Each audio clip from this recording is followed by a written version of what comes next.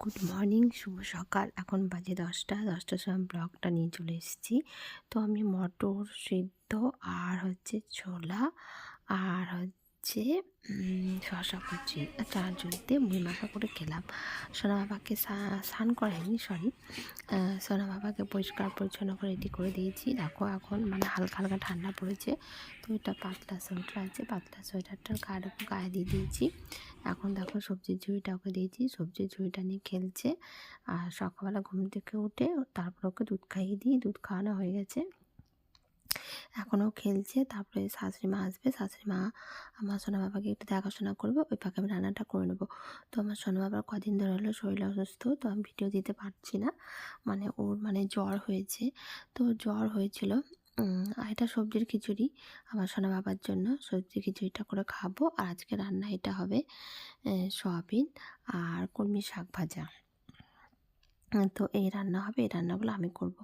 তো যেটা আমি বলতে চেয়েছিলাম, সরি, তো সোনা বাবার জ্বর হয়েছিল, প্রথমে 3 দিন জ্বরটা ছিল। তো জ্বরটা ছিল, তারপর জ্বরের ওষুধ খাইয়েছি, তো জ্বরটা কমে গেছিলো 3 দিন পরে। তারপরে হঠাৎ করে 4-5 দিন পর আবার জ্বরটা চলে এসছে। তারপরে কিছুতেই জ্বর কমছে না। তার আগে একবার জ্বর এসেছিলো, যখন ইনজেকশন হয়েছিল, ওর ভ্যাকসিন ছিল 1.5 বছরের, তখন একবার জ্বর এসেছিলো। তখন 3 দিন না 2 দিন ছিল জ্বরটা, তারপর জ্বর কমে গেছিলো।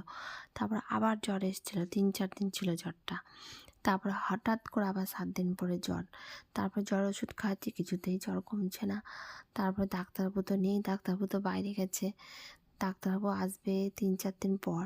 তো ডাক্তারবাবুকে ফোন করলাম, তো জ্বর কমছে না। তারপর ডাক্তারবাবু বললো অ্যান্টিবায়োটিক খাওয়াতে হবে জ্বরের সঙ্গে। তো জ্বরের সঙ্গে অ্যান্টিবায়োটিক ওষুধটা দিলাম। তারপর 3 দিন আর 4 দিন পর জ্বরটা কমলো। তো 3-4 দিন পর জ্বরটা কমার পরে ঠান্ডা লাগা, কাশি, নাক দিয়ে এত সর্দি আর এত কাশি, কাশতে পারছে না, কাশিটা বুকে আটকাচ্ছে। কাশতে যখনই যাচ্ছে তখনই কাঁদছে। 3-4 দিন কেন, 4-5 দিন ধরে ঠিকঠাকও ঘুমাতে পারছে না, আমিও ঘুমাতে পারছি না। তো ও যখনই কাশছে তখনই ওর ঘুম ভেঙে যাচ্ছে, আমার কোলে কোলে থাকছে সবসময়, কোল থেকে নামছে না, এরকম একটা অবস্থা। তারপরে ডাক্তার দেখাতে যাব। তো ডাক্তার দেখানো হয়নি, তো ডাক্তার নেই, তো আসবে, ডাক্তার দেখাবো। তো ডাক্তার বলেছে গ্যাস টানানোর কথা, নিউমোনাইজেশন গ্যাস। তো আমি এর আগে কিনেছিলাম, তো সেটাই দিতে বলেছে, তো সেটাই আমি দিব রাত্রেবেলাতে, কারণ জেগে থাকলেও কিছুতেই দিবে না।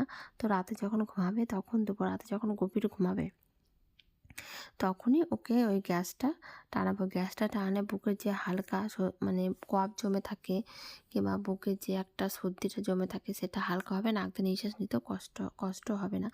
কিন্তু বুকে এতটা ঠান্ডা লেগেছে, আমার ছেলে সবসময় ছাদে খেলে আর বাইরে ঘুরে ঘুরে বেড়ায়, ছাদ ছাড়া থাকতেই চায় না, বন্দি জায়গায় একদম থাকতে চায় না।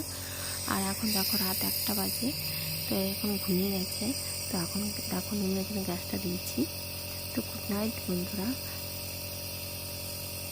এখানে রাখছি, বাই, টাটা। আর ভিডিওটা বড় করছি না, পরের দিন দেখা নেক্সট ভিডিওতে।